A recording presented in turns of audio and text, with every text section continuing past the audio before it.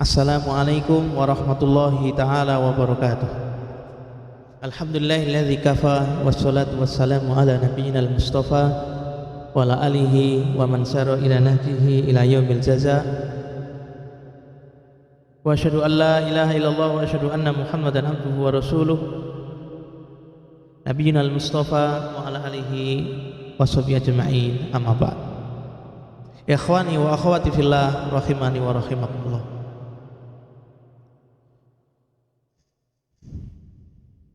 Pada pekan yang lalu telah kita jelaskan relatif lebih panjang daripada kajian-kajian sebelumnya tentang korelasi hidayatul irsyad dan hidayatul taufik.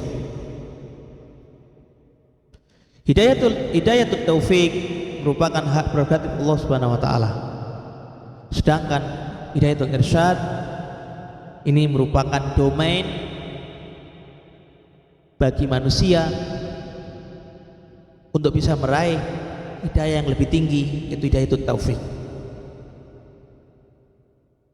Manusia memiliki hak ikhtiari untuk menempuh sebuah jalan kebenaran. Dalam hal ini adalah mempelajari agama Allah Subhanahu wa taala dan mengamalkannya sebagai konsekuensi agar dia memperoleh hidayah yang kedua, yaitu hidayatul taufik.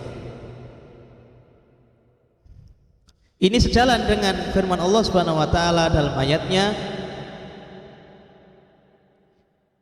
innaka latahdi ila siratim mustaqim. Ketika Allah Subhanahu wa taala menjelaskan itu hidayatul irsyad ini, maka difirman pada Rasulnya alaihi salatu wasalam, wa innaka latahdi, lamnya pendek. Ingat, lamnya pendek. Dalam kaidah nahwiyah, lam latahdi ini mengandung faedah lamat taukid. Lam, huruf lam yang fungsinya adalah untuk menguatkan, benar-benar, pasti, tidak mungkin tidak. Wa innaka latahdi ila siratim mustaqim, bahwa sesungguhnya engkau Muhammad benar-benar pasti dan sanggup engkau memberikan hidayah kepada jalan yang lurus, dan hidayah dalam kebenaran berupa al-Islam. Maka konteks ayat ini berbicara tentang hidayatul irsyad. Hidayah berupa penjelasan, berupa keterangan-keterangan tentang kebenaran. Rasulullah SAW mampu memberikan penjelasan jelas-jelasnya, ini yang benar demikian, yang halal ini, yang tauhid ini, yang musyrik ini, yang haram ini, yang bid'ah ini. Rasulullah SAW telah menjelaskan masing-masing, semuanya sudah dijelaskan dengan sejelas-jelasnya. Dan demikian pula kita pun mampu memberi penjelasan, memberikan hidayatul irsyad kepada orang lain. Satu orang yang memiliki kapasitas ilmu memberikan ilmunya kepada orang yang belum tahu.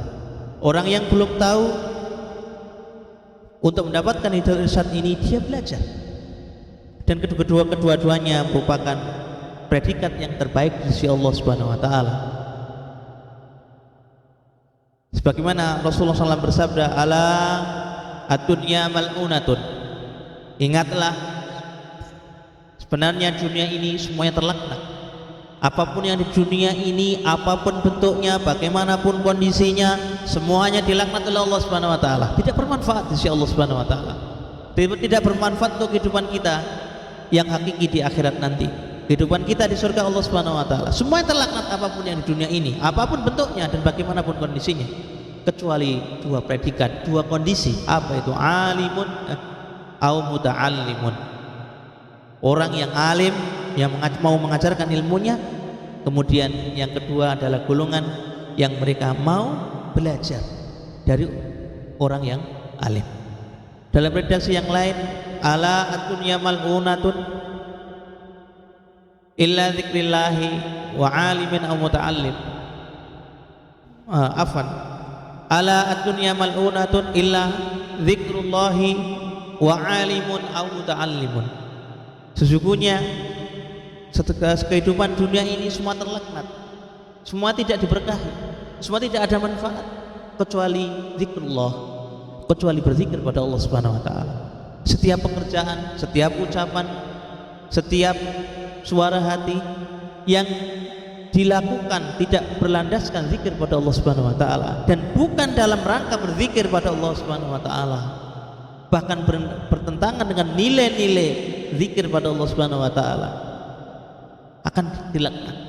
Kemudian yang kedua orang yang alim, yang ketiga adalah al-muta'allim, orang yang mau belajar. Ini ayat yang pertama. Kemudian dalam ayat yang lain Allah Subhanahu wa taala berfirman, wa innaka la tahdi, lamnya panjang. Ini namanya dalam istilah nahwu beberapa kita kenal bersama, namanya la nafiyah lil jinsi. Ini namanya la nafiyah lil jinsi, artinya la yang berarti tidak, untuk sebuah penafian, penolakan yang artinya tidak. Innaka la tahdi ila siratal mustaqim, sesungguhnya engkau Muhammad tidak akan mampu, sekali-kali tidak akan mampu memberikan hidayah kepada jalan yang lurus. Ini konteksnya berkaitan dengan hidayatut taufik, bahwa hidayatut taufik merupakan hak prerogatif Allah Subhanahu wa ta'ala.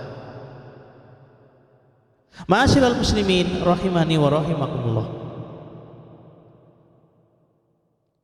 Kemudian berkaitan dengan penerimaan hati, qabulul qalbi lil haq, penerimaan hati terhadap kebenaran, maka manusia terbagi menjadi 3 tipe.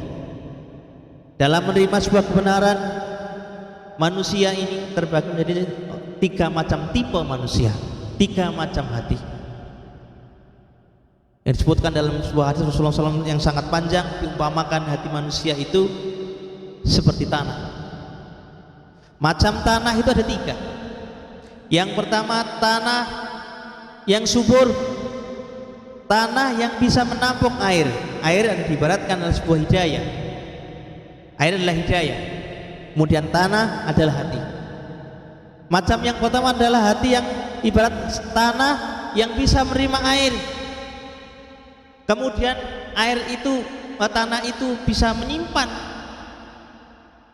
bisa menampung air tersebut. Ini adalah isyarat bagi orang-orang yang ketika diberikan kebenaran, kemudian dia membenarkan kebenaran itu tanpa banyak protes dan apalagi melawan, waliyadzubillah min dzalik. Ini tipe yang pertama. Ada orang yang ketika diberikan kebenaran langsung sami'na wa ata'na, bukan hanya mengatakan sami'na wa asaina, ya aku tahu itu benar, ya saya tahu, tapi kok ya dan sebagainya dan sebagainya. Maka ini bukan tipe yang pertama. Tipe yang pertama adalah manusia yang menerima kebenaran, ada hidayah datang, kemudian dia menerima, diamalkan dalam kehidupannya. Itu ibarat tanah yang yang menerima air, kemudian dia mampu menyimpan atau menampung air tersebut untuk kemaslahatan kehidupan. Dan tipe yang kedua diibaratkan oleh Rasulullah SAW, hati seperti tanah yang mampu menerima air.